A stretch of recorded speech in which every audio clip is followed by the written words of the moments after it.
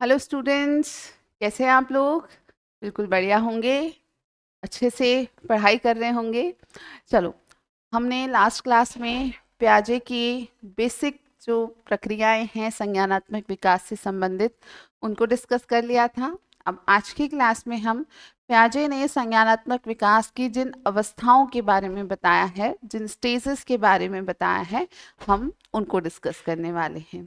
देखो, सबसे पहले जो अवस्थाएं हैं वो फिक्स्ड स्टेजेस प्याजे ने बताई हैं। प्याजे के सिद्धांत को स्टेज थ्योरी भी कहते हैं। स्टेज थ्योरी, अवस्था सिद्धांत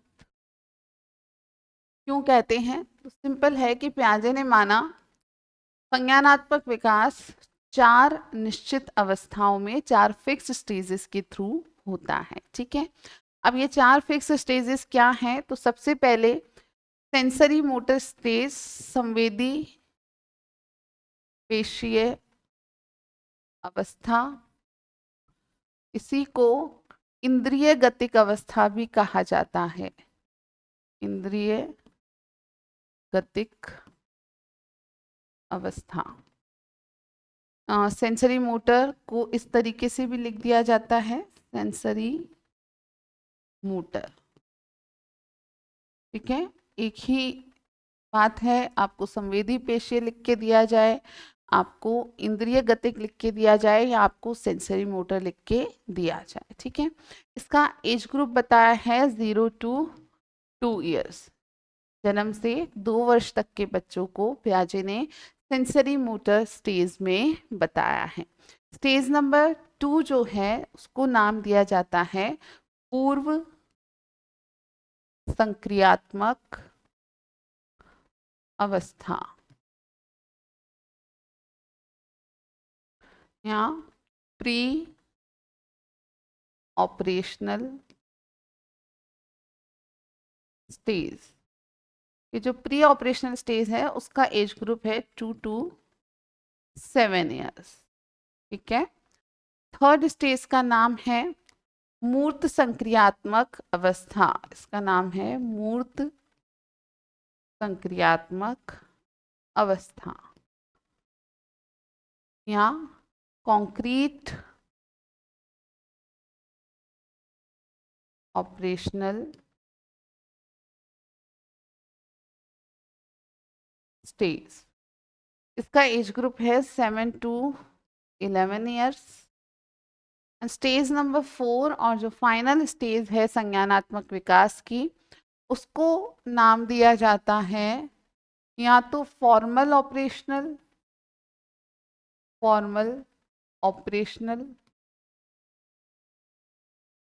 इसी फॉर्मल ऑपरेशनल को कह सकते हैं औपचारिक संक्रियात्मक अवस्था,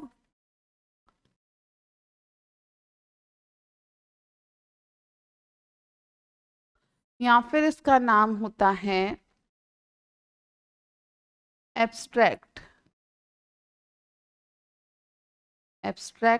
ऑपरेशनल स्टेज, या हम हिंदी में कह सकते हैं अमूर्त संक्रियात्मक अवस्था। 11 वर्ष से बाद की ये अवस्था होती है। ठीक है, तो 11 वर्ष से शुरू होकर जीवन पर्यंत व्यक्ति इस चौथी अवस्था में ही रहता है। सिंपली आप याद रखेंगे कि फर्स्ट स्टेज सेंसरी मोटर संवेदी पेशीय, सेकेंड स्टेज प्री ऑपरेशनल पूर्व संक्रियात्मक, थर्ड स्टेज मूर्त संक्रियात्मक concrete operational 7 to 11 years, and the fourth stage अमूर्त संक्रियात्मक या फॉर्मल ऑपरेशनल स्टेज। 7 से 11 की तीसरी है और 11 के बाद में चौथी स्टेज मानी गई है। हर स्टेज में प्याजे ने कहा कि बच्चे की जो मानसिक क्षमताएं हैं उनमें बढ़ोतरी होती जाती है, बच्चे की मस्तिष्क की संरचना में और जटिलता आती जाती है, और बच्चे की सोचने समझने की क्षमता जो है वो विकसित होती जाती है। एक्चुअल में जीन प्याजे ने अपना जो सिद्धांत था उसके लिए कुछ छोटे छोटे प्रयोगात्मक अध्ययन भी किए थे। उन्हीं प्रयोगात्मक अध्ययनों के फलस्वरूप उन्होंने ये पूरा सिद्धांत प्रस्तुत किया किया है। पियाजे ने अपने ही 3 बच्चों के साथ ये अध्ययन किए थे, उनके खुद के 3 बच्चों का उन्होंने निरीक्षण किया, कुछ प्रयोगात्मक कार्य उनके साथ किए और उसी का परिणाम था उनका ये सिद्धांत। पियाजे का सिद्धांत एक बहुत डिटेल्ड थ्योरी माना जाता है संज्ञानात्मक विकास का।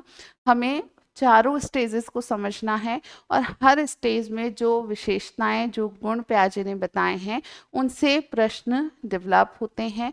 वो सारे गुण आपको याद रखने हैं। तो आज हम बात करेंगे पहली स्टेज की। पहली स्टेज का नाम सेंसरी मोटर स्टेज या संवेदी पेशीय अवस्था है। जन्म से 2 वर्ष की यह अवस्था मानी जाती है। तो सबसे पहले आपको नाम पर ध्यान देना है कि संवेदी पेशीय, संवेदी से यहाँ जो अर्थ है वो है सेंसरी ऑर्गन्स की इम्पोर्टेंस से।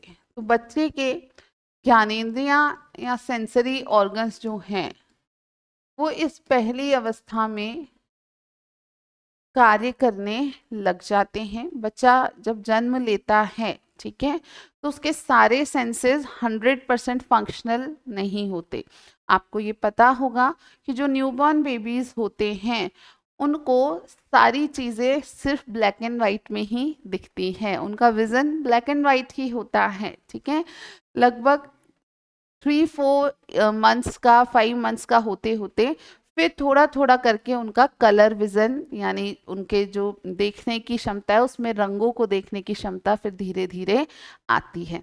दूसरा, उनको बहुत पास से अराउंड लाइक 10 और 20 इंच का बताया जाता है कि 20 इंच का ही उनको नजर आता है न्यू बॉर्न बेबी को, नवजात शिशु को। और जैसे जैसे फिर बच्चा बड़ा होता है वैसे वैसे उसकी देखने की क्षमता सामान्य एक वयस्क व्यक्ति की देखने की क्षमता के समान होती जाती है। 1 वर्ष का समय माना जाता है जब जाकर के 100% नॉर्मल विजन बच्चे का हो जाता है, कि साल भर का होते होते बच्चा एक नॉर्मल वयस्क आदमी की तरह दुनिया देखने लग जाता है। नाउ ये पहला और दूसरा साल जो है इसको माना गया है कि बच्चे के सेंस ऑर्गन्स या उसकी ज्ञानेंद्रियां उसके लिए बहुत हेल्पफुल हैं इस दुनिया को जानने समझने के लिए। जिस दुनिया में वो आया है, उसने जन्म लिया है, वहाँ आसपास जो कुछ उसे दिखाई देता है, सुनाई देता है, चीज़ों को वो छूता है, उन सबको समझने के लिए ये ज्ञानेंद्रियां ही मदद करती हैं। तो इन शुरुआती 2 सालों में संवेदी जो कार्य हैं वो सक्सेसफुल रूप से बच्चा कर पाता है। और इसी के साथ ही तो संवेदी अंग महत्वपूर्ण इस अवस्था में, महत्वपूर्ण आगे भी हैं पर विकास की दृष्टि से महत्वपूर्ण है। संज्ञानात्मक क्षमताओं के बढ़ोतरी के लिहाज से ये महत्वपूर्ण है। उसके अलावा इन्हीं 2 सालों में मोटर डेवलपमेंट या गतिक विकास तीव्रता से होता है।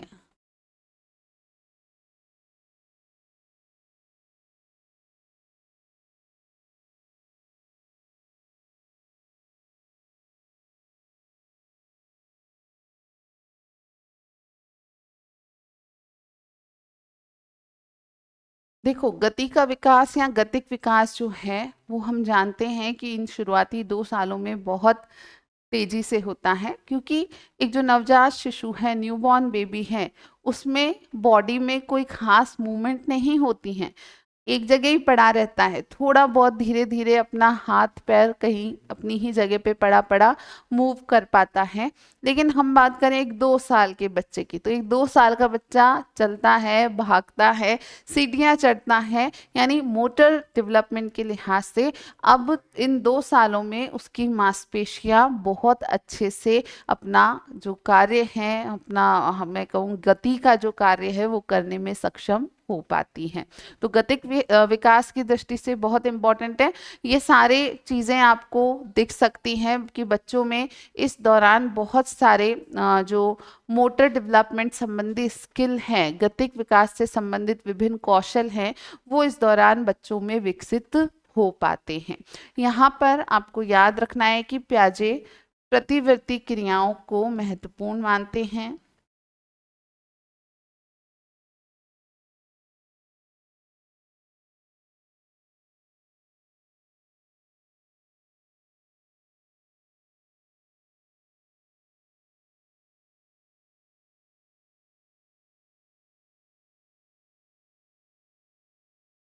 आपको मैं प्रतिवर्ती क्रियाओं के बारे में पिछली क्लास में बता चुकी हूँ, ठीक है। ऐसी क्रियाएं जो स्वतः ही होती हैं, जो अनैच्छिक होती हैं, उनमें आपको ध्यान रखना है, जैसे निगलना, चूसना, खांसना, छींकना, इस तरीके की क्रियाओं को भी शामिल किया जाता है। तो ये क्यों इम्पॉर्टेंट है, अगेन आपको याद रखना है।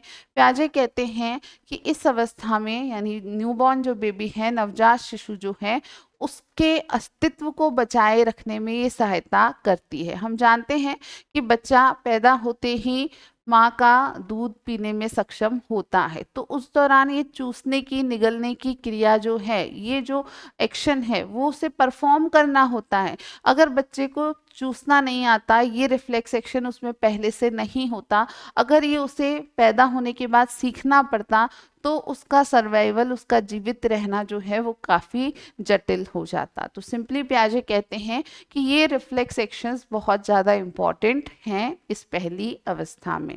फर्दर आपको याद रखना है कि इस अवस्था में बच्चे में कारण प्रभाव संबंध की उत्पत्ति हो जाती है। अब ये क्या है, तो सुनने में ये टर्म भारी लगता है, लेकिन ऐसे कोई बहुत भारी चीज़ नहीं है। आपको इतना सा याद रखना है कि बच्चे किसी प्रभाव के पीछे का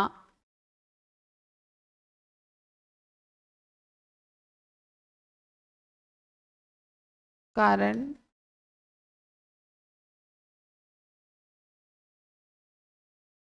समझ पाते हैं। अब यहाँ पर ऐसा नहीं है कि उनको कोई कारण पूछा जाएगा, बताना है, सिंपली इतना सा कि कोई चीज हो रही है तो क्या करने से हो रही है, ये कनेक्शन उनको समझ आता है। जैसे झुंझुना होता है ना, सारे बच्चों को लाके दिया जाता है, लगभग हर बच्चा झुंझुने से कभी ना कभी खेलता है।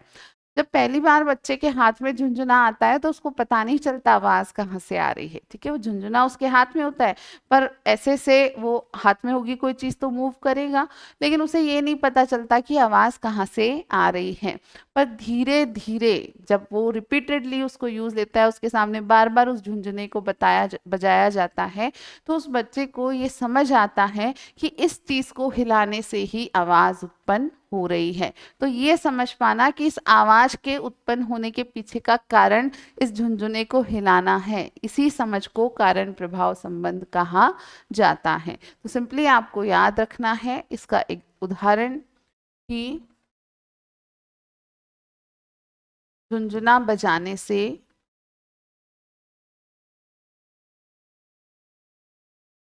आवाज आ रही है, ये इसका उदाहरण है। अब यहाँ इसको कारण प्रभाव संबंध क्यों कहा गया है कि आवाज उसको सुनाई देती है, भाई सेंसेस तो वर्क कर रहे हैं ना, आवाज सुनाई देती है, पर पहले पहले ये नहीं पता चलता कि आवाज कहाँ से आ रही है। लेकिन धीरे धीरे जब वो झुंझुना बार बार उसके सामने बजता है, बजाया जाता है, या उसके खुद के हाथ में होता है, तो वो ये समझ जाता है कि इसी को ऐसे ऐसे करने से, इसी को हिलाने से आवाज उत्पन्न हो रही है। उस आवाज और उस झुंझुने के बीच का जो कनेक्शन है, जो संबंध है, वो कारण प्रभाव संबंध कहलाता है, ठीक है। तो ये टर्म आपको यहाँ पर याद रखनी है। इसके बाद एक जो सबसे महत्वपूर्ण टर्म है वो है ऑब्जेक्ट परमानेंस या वस्तु स्थायित्व, इसको हमें समझना है। तो प्याजे कहते थे कि नवजात शिशु में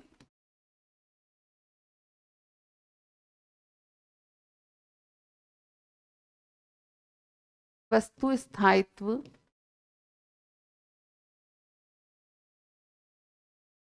नहीं पाया जाता। जो न्यूबॉर्न बेबीज हैं, नवजात शिशु हैं, उनमें वस्तु स्थायित्व नहीं पाया जाता। ये विचार किसका था? जीन प्याजे का था।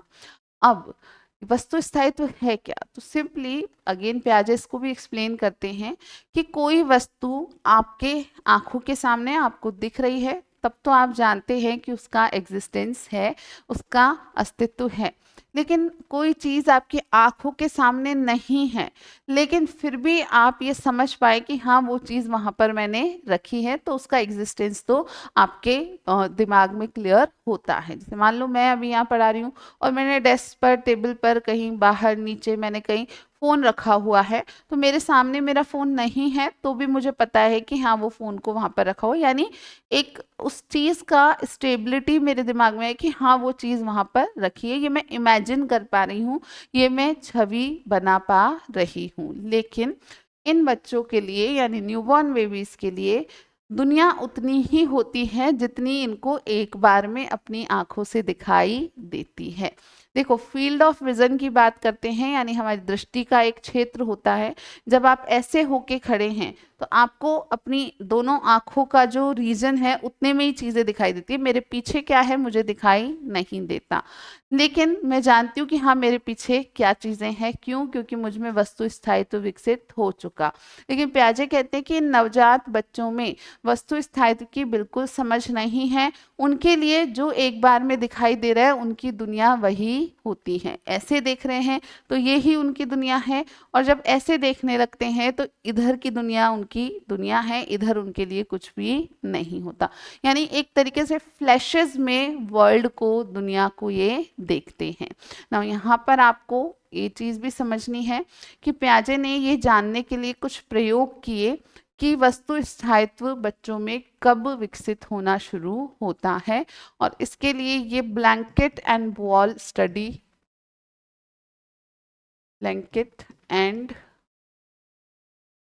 स्टडी उन्होंने की।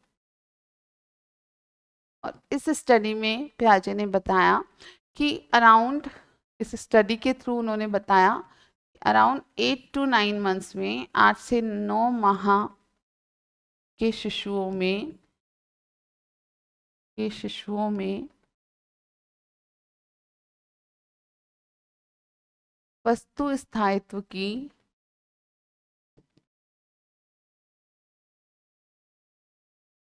शुरुआत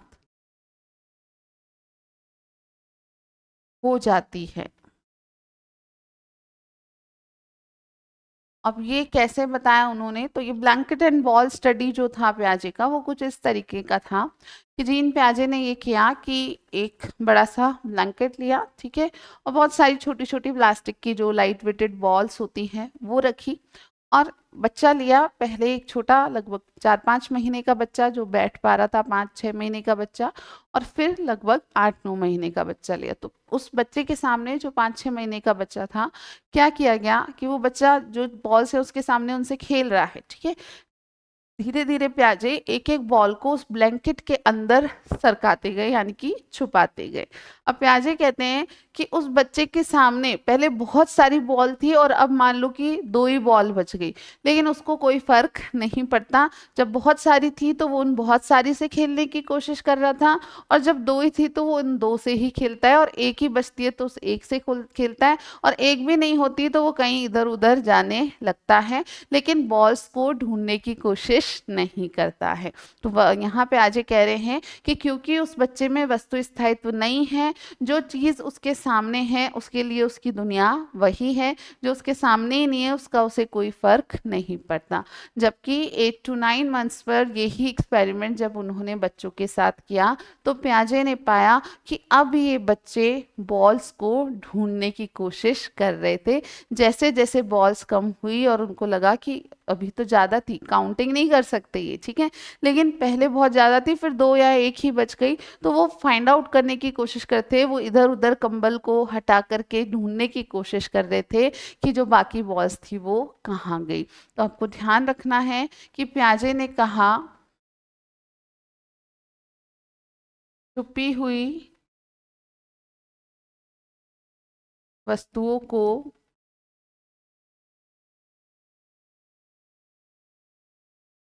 ढूंढने का प्रयास करना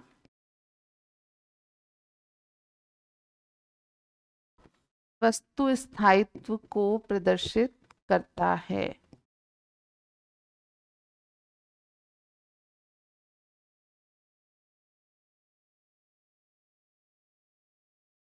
सिंपली वो कहते हैं कि जब बच्चा छुपी हुई चीज़ों को ढूंढने लगता है, यानी अब उसमें वस्तु स्थायित्व की शुरुआत हो चुकी है।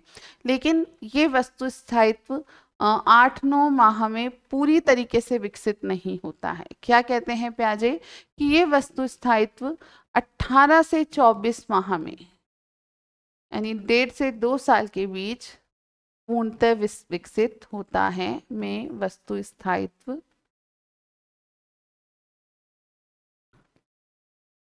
पूर्णतः विकसित हो जाता है।